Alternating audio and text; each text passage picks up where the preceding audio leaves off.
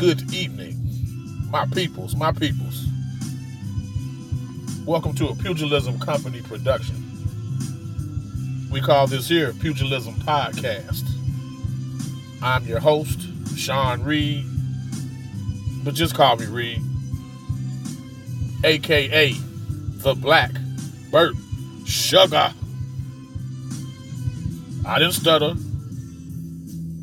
The Black Bert Sugar. Mr. Bert Randolph Sugar, a boxing writer and a historian. He famously wore a fedora, always carried a cigar. Well, I've been a boxing writer myself for nearly 20 years. All the articles thus far appearing on Pugilism Company, I have penned. Been blessed enough to do so by my man Sarge. Hopefully you've read some or all of them, and maybe you liked a few.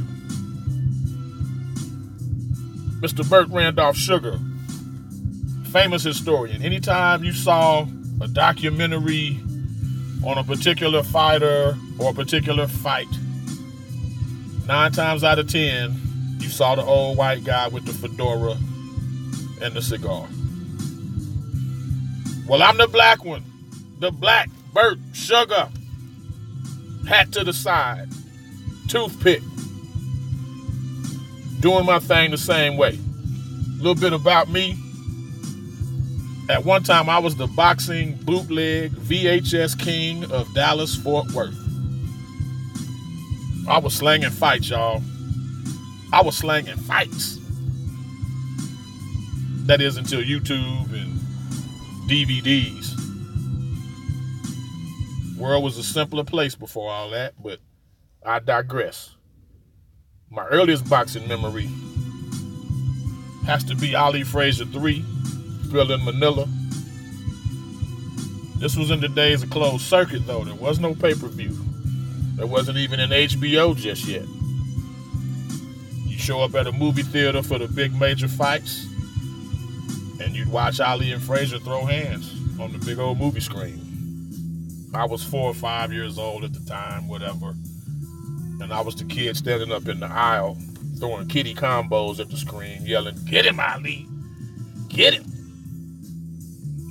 Anyways, that's who I am, the Black Bert Sugar. So let's go on and segue into some events from this past week and what we got coming up this week. Right off the top, Anthony Joshua, Joseph Parker post-fight. This was the first heavyweight unification fight between undefeated fighters since Mike Tyson and Tony Tucker in 1987. Now, the fight itself, it's gotten, I wouldn't even say mixed reviews. I would say it's been mostly poor reviews. Unfortunately, the blame is being thrown, the shade, I should say, is being thrown at my man Joshua. Because, oh my God, all he did wrong was he finally went the distance in a fight. 20-0, 20 KOs. Everybody's all on you. They want to wipe the sweat off your body after the fight. One man goes the distance with you. Now people saying you can't fight. And he sold 78,000 tickets to fight Parker. He sold 75,000 to fight Carlos Takam, the previous fight. Will the crowd still turn out to see Joshua? Just because one man went the distance. Let's give Parker some of that blame. Parker fought very negatively, y'all. He was 24-0, 18 KOs. But basically, he came to survive. He was on the back foot the entire time. He threw defensive jabs. He never engaged Joshua at all. I mean, I didn't see a sense of urgency at all from Mr. Parker. Again, this is a unification fight. Just like Joshua, Parker was undefeated. You got to also, bruh. You're fighting for Joshua's promotion, and you're fighting on Joshua's turf. So right then and there, you already know the likelihood of getting a decision is slim and none, and slim gone. So again, I didn't see the urgency. I didn't see a fighter knowing all these factors were stacked against him. His back was to the wall. He didn't fight as though his back was to the wall in this fashion. And he seemed pretty content with going the distance. Scorecards were 119, 109, 118, 110 twice. Some people had a problem with it. I really didn't. Again, Parker was very defensive. This obviously wasn't a good offensive outing for Joshua because, again, he went the distance for the first time. But what I'm not liking, now all the old heads, all the people who really had no comments about Joshua prior, now all the old heads, they want to sprout out. Now they got opinions. Just gave you my background earlier. I'm not no young dude. I'm not old. I'd probably be considered an older school fan though. But on that note, I'm not that dude that's always like, hey, my era was better. The water tasted better. The air was cleaner. The money was greener. The women was prettier. No, man. Things get better in life. Let's back up off of Joshua for a minute. Okay? First of all, let's remember the fact this man first fought for a world title at 15-0.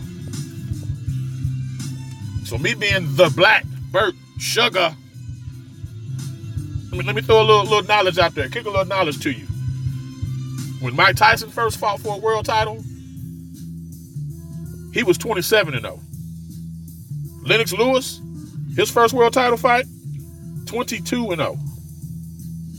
Larry Holmes, the Eastern Assassin, 27-0. Muhammad Ali, the greatest of all times, 19-0. Vladimir Klitschko, 27-0. Vitaly Klitschko, 24-0. Again, Anthony Joshua, 15-0 when he fought for his first world title.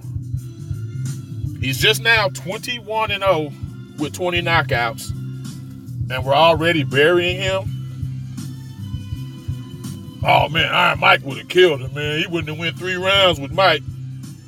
Man, Larry Holmes would have jabbed the shit out of him, man. Man, Ali would have danced circles around him, dog. Man, he couldn't even got with the Klitschko's. Well, he got with Vlad, but he couldn't have got with Vitaly. Kill that noise, fellas. And let's not pretend that all the greats I just named look like great fighters every single fight they had. Because they didn't. This brother has a one-off performance, a bad day at the office, and now he sucks. Now, Wilder killed him. We don't have a chance against Wilder. Well, I tell you what, let Wilder fight Joshua and look like he did against Ortiz for them first 5 rounds against Joshua. Wilder might not see you round 6 if that's Joshua in there instead of Ortiz. I even had a guy tell me Joe Frazier would murder Joshua. Man, Joe Frazier, God bless him, he was 5'11", like 205 pounds. And he was a pretty one-dimensional fighter. If you could control or take Frazier's left hook, you were golden. But you telling me that small dude gonna beat 6'6", 250 pound Anthony Joshua? Come on, y'all. Come on, y'all. It's about the career. We can't judge this man like his career is over after 21 fights. Now, God forbid if he were to perish, if he were to go the Salvador Sanchez route, die early, then we have no recourse but to do so. But as long as this man is active and attempting to fight, let's let his career play out before we bury him. He may not. He just may not match the level of any of the dudes I named. That's possible. I'm not saying he will. But what I'm saying is it's too late to already say he won't.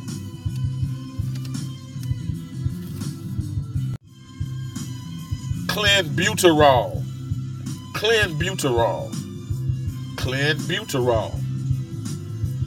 You know, on February 16th, I never heard of that word.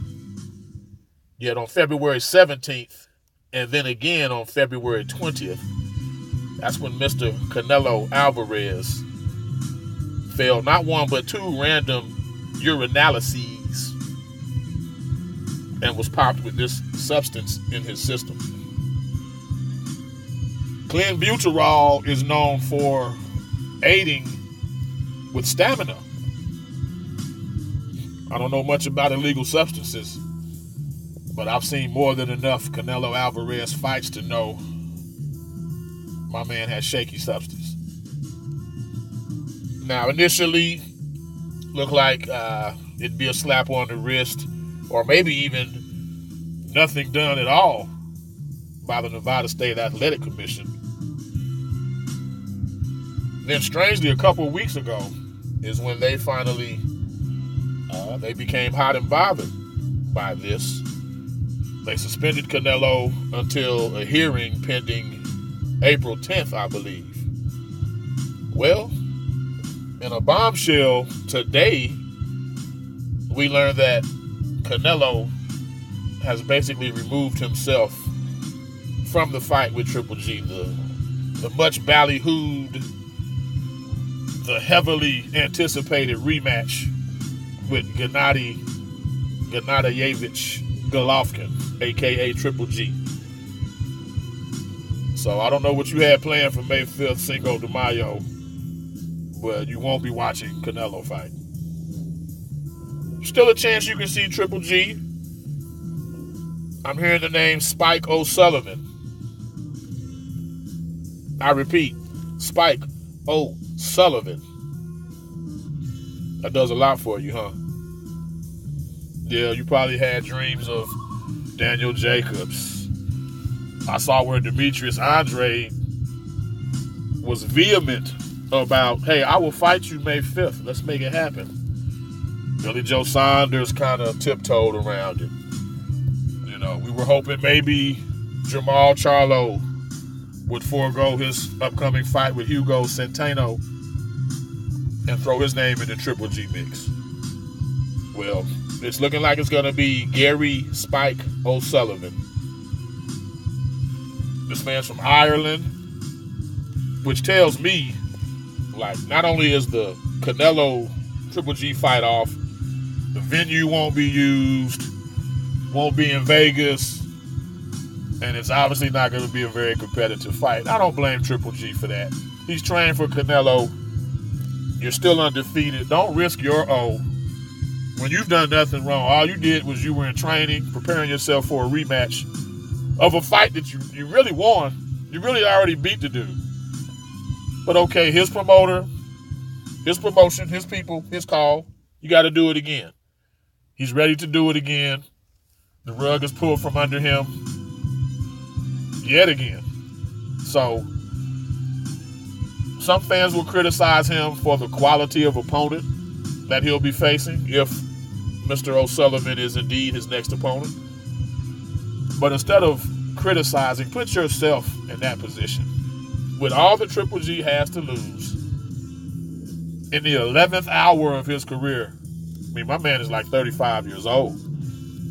So the getting is now. He can't, any loss damages his career. So he can't risk it.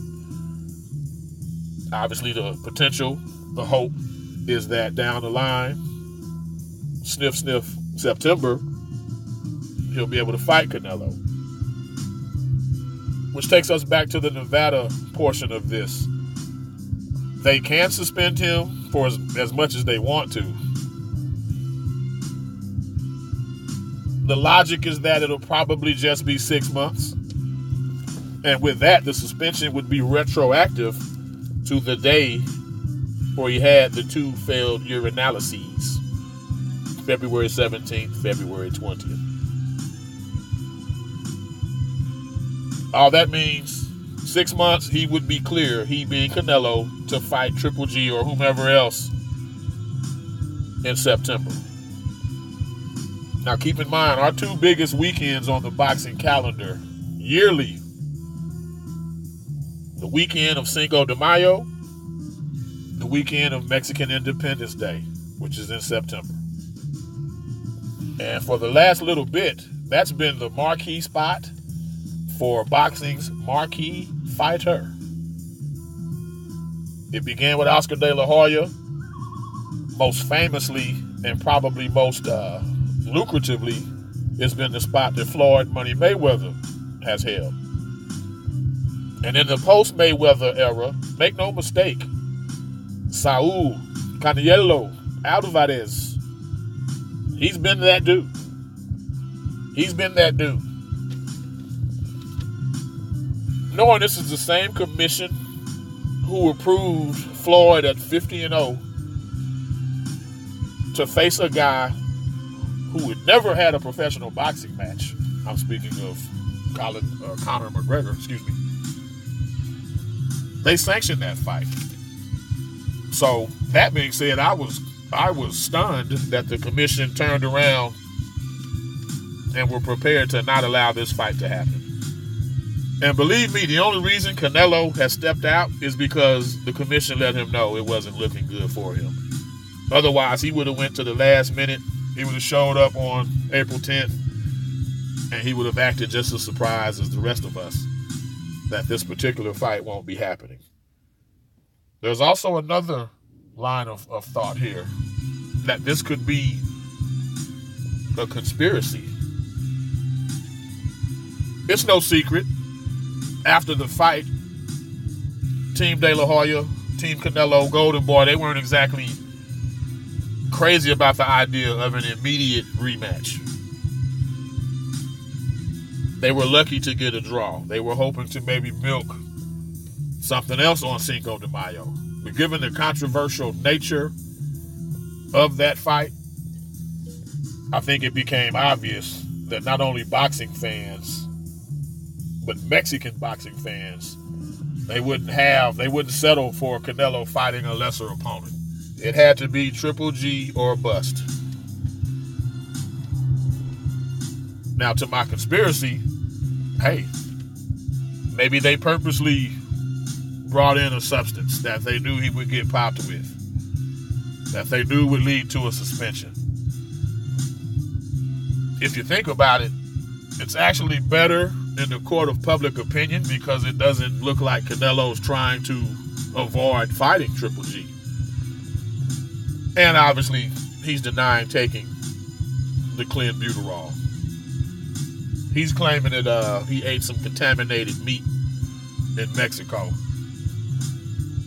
Now, contaminated meat, that sounds like something you can catch if you're out on the weekend and you ain't wearing a Jimmy hat. But hey, that's Canelo's excuse. He's sticking to it. Contaminated meat. So maybe he's saving face here. Hey, y'all, I wanted to fight him. I didn't fail this test. They found this substance. Ring Magazine and Golden Boy even had a follow-up test a couple weeks after the failed test. And Canelo's system was clean. Well, the Nevada Commission doesn't care about that. But these are all little dots, little building blocks laid out there that can help Canelo to not only save face, but postpone fighting Triple G. Now Triple G, who's mid-30s, he'll be a little longer in the tooth.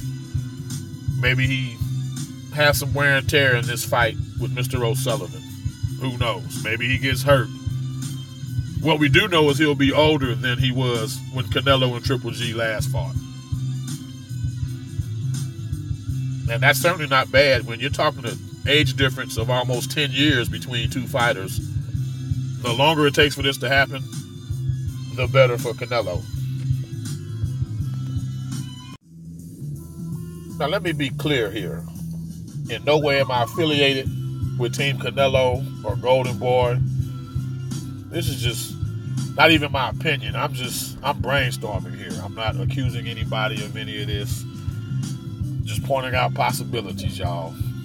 Along with the writing experience and the bootleg VHS sales. I did some matchmaking, club show matchmaking. And if you can club show matchmake, that's like, there's not a harder job in the world. So just going on some things that I have seen, but again, I'm not throwing shade at anybody because I'm not Not in their business like that. Let's go ahead and segue to April 7th. It's unification in the air. Can you smell it? Heavyweight unification last Saturday. Now we got junior middleweight unification this coming Saturday, April 7th. Cuban stud Errol Lara, the WBA champion at 154 pounds, will be risking his title against Jared Swift Hurd, IBF champ in the same weight class. They'll be fighting at the Hard Rock Hotel and Casino in Las Vegas. On the undercard, we got Caleb Truax against James DeGale II. And we got Julian J-Rock Williams, and he's getting a pretty tough fight with Nate Gallimore. This will probably be J-Rock's toughest fight since he lost to Jamal Charlo. But anyway, real quick on Lara Hurd, it's a real good matchup. Lara, of course, just like most Cuban fighters, very learned, very nuanced, polished style, more of an amateur point style. Lara he's a little more hurtful in his punches than some of his other countrymen. But the thing is, he will not come out of his shell unless you present him a target. Which brings me to Jared Hurd. Mr. Hurd, he's a big junior middleweight. He's an aggressive junior middleweight. If you saw his last fight with Austin Trout, also a southpaw, like Errol Lara, Hurd seemed willing to take 2 or 3 to land one. Now, Lara punches harder than Austin Trout ever did. But at the same time, maybe Hurd just has that type of chin. The key to beating Lara is definitely with aggression. You're not going to outbox him. You're not going to outslick him. You're not going to outpoint him. You have to outfight Errol Lara to beat him. And in Jared Hurd's, all of his pre-fight comments, he seems acutely aware of that. He's not mincing words. He seems very focused and determined and clear and candid about what he has to do. I'm not going to make a prediction just yet. I'll probably save that for an article. But just keep your eyes on that one. All right, y'all. We're about to wrap this one up. This inaugural edition of Pugilism Company's podcast. Again, this is Reed, the Black Bert Sugar. Want to shout out my man Sarge for making this happen. He's behind the scenes, tweaking, twisting, grinding. One thing I know, men lie, women lie, but numbers do not lie. And the numbers clearly show the support Pugilism Company has been getting internationally and abroad. I want to thank you to the Philippines. I want to thank you, Saudi Arabia, the Ukraine, Mexico. Thank you so much. To the DR, the Dominican Republic. We see you. We love your support. To Nicaragua. You know what? Nicaragua, it hadn't been a good time for y'all in boxing. When we first launched the site, Chocolatito was in the midst of facing Mr. Sorong Vasai. Those fights didn't work out so well for Chocolatito. Nonetheless, Nicaragua has been there supporting Pugilism Company. Thank you, Nicaragua. To Thailand, to Nigeria, and last but certainly not least, to my birth country and Sarge's, the United States. We thank you all for reading the articles, for watching the videos. Hey, that Errol Spence video with my man Jesse Holly, if you haven't seen that, you need to see that immediately. You need to see that immediately. Don't hesitate.